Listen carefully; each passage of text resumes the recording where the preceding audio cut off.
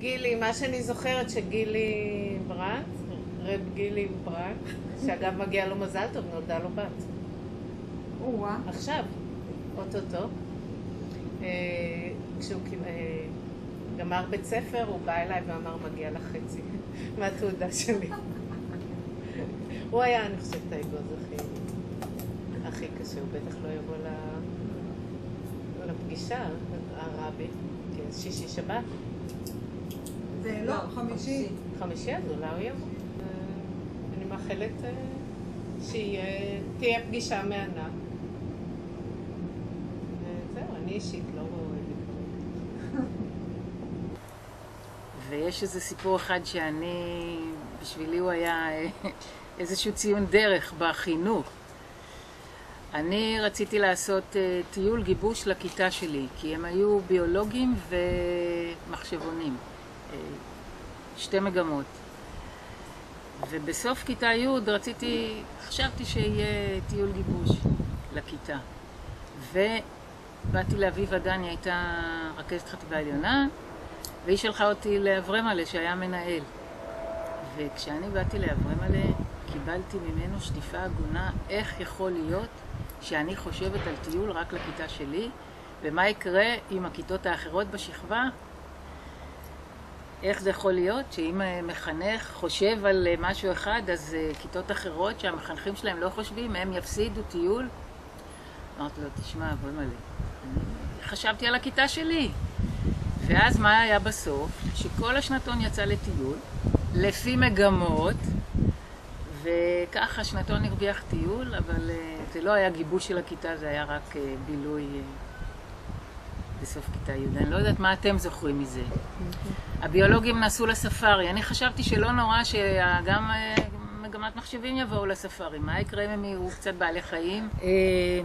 יובל, הוא למד במגמת מחשבים. הוא גר במרחק הליכה הכי קרוב שאפשר לבית ספר. כידוע, אי אפשר לגור יותר קרוב לבית ספר ממה שיובל גר. והוא ניצל את זה. והוא היה מאחר כרוני בבוקר. פה יש כל השיחות עם אביבה דן ועם ההורים שלו, ובסוף, אם אני זוכרת נכון, ניר גולן היה דואג להעיר אותו בבוקר. שזה היה בניגוד לכללים, אבל זה אפשר לנו לא להמשיך לריב כל הזמן.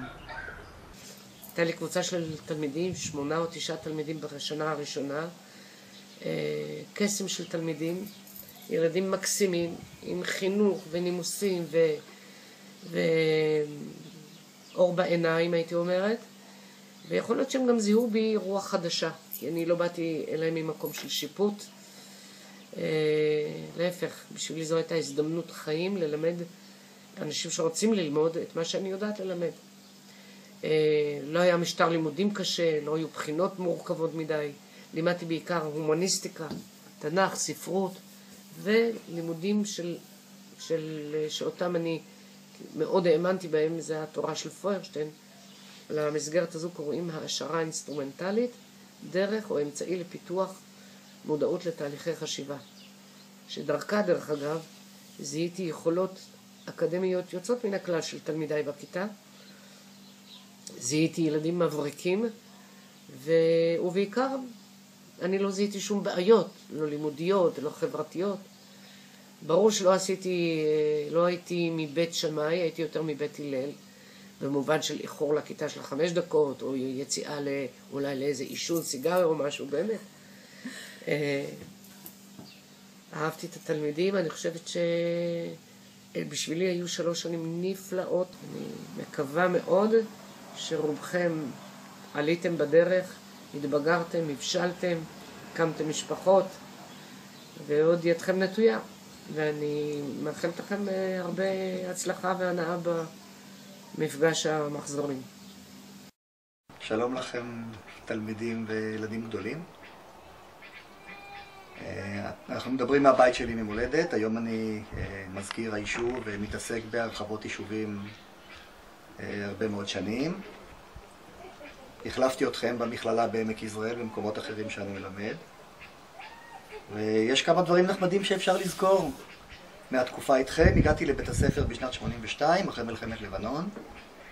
אחרי שנה התחלתי לחנך כיתה ט' אחת, הידועה, המובילה. הכי טובה. הכי טובה, זאת הייתה הכיתה שלי, הראשונה שבה חינכתי. זאת הייתה חוויה נחמדה להכיר גם את הקיבוצים, את ההורים, את התלמידים. את ההכרה קודם כל שהלימודים בבית הספר זה לא בסדר עדיפות ראשון תמיד. אם עופרה פראג איתי עכשיו, אז היא בטח יודעת שכשהיה שיר של טיסלאם, הופעה של טיסלאם, אז בית הספר יכול היה להיעלם לשבוע, והיה גם לא לגיטימי לדבר על זה בכלל. מי אתה שתעיז לדבר על זה? אז כיתה ט' אחת הייתה הסטאר שלי. לאחר מכן הפכתי להיות מחנך מסמר מי' עד י"ב. הכיתה שלנו הייתה למעלה, כל 3 השנים האלה. ופה קיבלתי קבוצה של ילדים וילדות מאוד מאוד נחמדים. אחד מהדברים שהיום הם מצחיקים אותי, אז קצת פחות, נספר על ריטואל תחילת יום הלימודים. תחילת יום הלימודים אנחנו עושים את הכניסה לכיתה ואת המפקד, סימון הנמצאים ולא נמצאים. ואם אתה יכול להניח שיום לימודים מתחיל בזה שאתה נכנס, סופר את הילדים, 1-2 חולים או לא באו ומשהו כזה, והילדים משתחררים לשיעור הראשון, פה זה היה טוטו. היית נכנס להימור, אני הייתי נכנס להימור של הבוקר, כמה ילדים לא הגיעו. 5, 8, 9, והניסיון לברר עם החברים שלהם בחדרים או בקיבוץ, איפה הם, בדרך כלל נענה בהזזת ראש כזה, כנראה הוא לא קם או משהו כזה. ואני הייתי מאוד תמה על העניין הזה, מה זאת אומרת לא קם? וזה דבר שתמיד הרמתי עליו גבה, ולפעמים הצחיק אותי, ולפעמים העציב אותי, ואף פעם לא הגענו, אני חושב, לעמק השווה בעניין הזה, שזה שלא באים לבית הספר בבוקר, אלא באים אחרי 30 דקות, 40 דקות לשיעור שני, זה לא כאילו חלק מכללי המשחק, זה לא כל כך למלא את המשימה. והימור הבוקר היה חלק בלתי נפרד מהיום. במשך היום נגלה לילדים שאולי לא תמיד היו מודעים, הייתי עושה לכם ביקורי פתע ומסתור מאחורה כדי לראות איך אתם מרגישים, הייתי הולך לסדנאות למטה אצל בצר וחבורתו, ומציץ ככה מהצד לראות איך אתם עובדים, אם אתם מוגנים ואם הכל בסדר ואם למישהו יש מצב רוח רע, ובמיוחד לשיעורי חינוך גופני, ששם הייתי משתדל דרך שפת הגוף של הילדים לצלם מי מהבנים או מהבנות במשבר, וכן בא לה ולא בא לה, והייתי מסתתר מאחורי עמודים שם כדי לראות איך אתם מרגישים בשיעורי החינוך גופני הזה. בסך הכל 3 שנים היינו ביחד, זו תקופה לא קצרה. עם חלקכם ועם חלק מהוריכם אני בקשר עד היום הזה, כבני העמק. וטוב להיזכר, היום כולכם גדולים ומגדלים ילדים. ואפשר להסתכל על כל התקופות האלה בחיוך ובאהבה רבה. שלום לכולם, מסיאטל, וושינגטון, בארצות הברית. אני מצטער שאני לא יכול להשתתף במפגש, אבל קצת רחוק.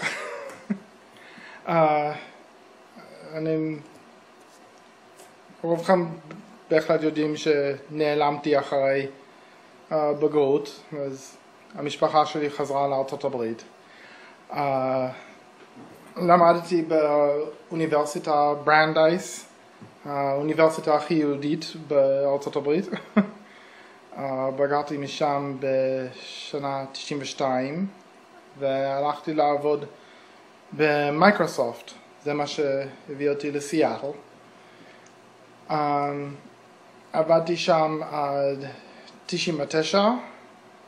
עכשיו אני עובד בחברה שעושה תוכניות למאמני כדורסל.